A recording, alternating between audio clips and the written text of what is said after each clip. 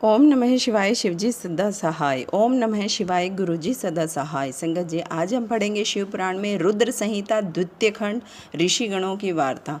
ऋषिगण सूत जी से बोले, आपने विदेश्वर संहिता का उपाख्यान भली भांति सुनाया। अब आप शिवजी का प्राकट्य, उमा की उत्पत्ति, शिव उमा विवाह, ग्रस्त धर्म एवं अन्य शिव चरित्र बताने की कृपा करें। सूत जी बोले, हे ऋषियों, अब आप सब परम धन्य हैं जो शिव चरित्र सुनना चाह रहे हैं। शिव चरित्र जगत को पावन करने वाली गंगा जी के समान पवित्र है। एक बार नारद जी ने भी अपने पिता ब्रह्मा जी से इसी प्रकार पूछा था। ऋषि वृंद कहने लगे कि हे सूत जी, इस संवाद को हमें विस्तार पूर्वक बताने की कृपा करें। ओम नमः शिवाय शिवजी सदा सहाय। ओम नमः शिवाय गुरुजी सदा सहाय। संगत जी, अब हम पढ़ेंगे शिव पुराण में नारद जी काम विजय। सूत जी ब्राह्मणों से बोले, एक बार नारद जी हिमालय की एक गुफा में बैठकर मौन धारण कर तप कर रहे थे। उनके तप से इंद्र के मन में भय उत्पन्न हो गया कि कहीं नारद मेरे राज्य पर अपना अधिकार न कर ले। इंद्र ने कामदेव को बुलाकर समझाया कि तुम मेरे मित्र हो, तुम्हारे सहारे ही मेरा शासन चल रहा है। तुम बड़े बड़े ऋषि मुनियों का गर्व चूर चूर कर देते हो। हिमालय की गुफा में नारद शिवजी की उपासना कर रही हैं। कहीं ऐसा न हो कि वह शिवजी से मेरा राज्य न मांग ले।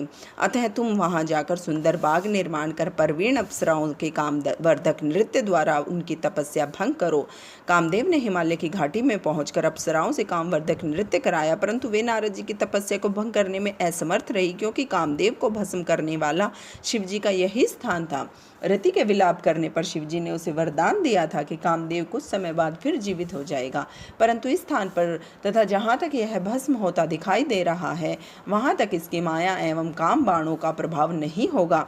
इसी कारण इस स्थान से लज्जित होकर कामदेव को इंद्र के पास लौटना पड़ा।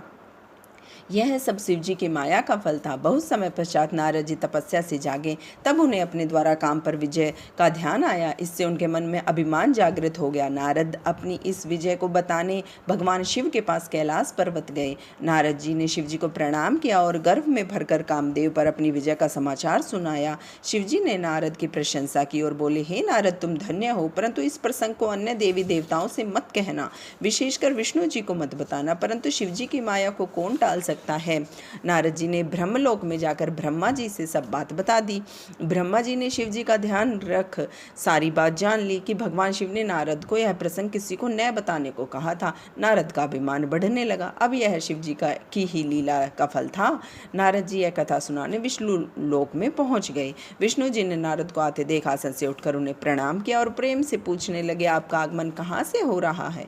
विष्णु जी की बात सुनकर नारद ने गर्व में अपनी कामदेव पर विजय की संपूर्ण कथा कह सुनाई।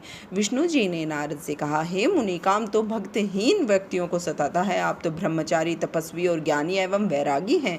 आपको यह विकारी काम कैसे सता सकता है। विष्णु जी की यह बात सुनकर नारद जी गर्व में भरकर बोले, यह सब आपकी कृपा है। कामदेव की क्या औकात जो मेरा कुछ बिगाड़ सके। इतना कहकर नारद जी विष्णु लोक से चल दिए। ओम नमः शिवाय शिवजी सदा सहाय। ओम नमः शिवाय गुरुजी सदा सहाय।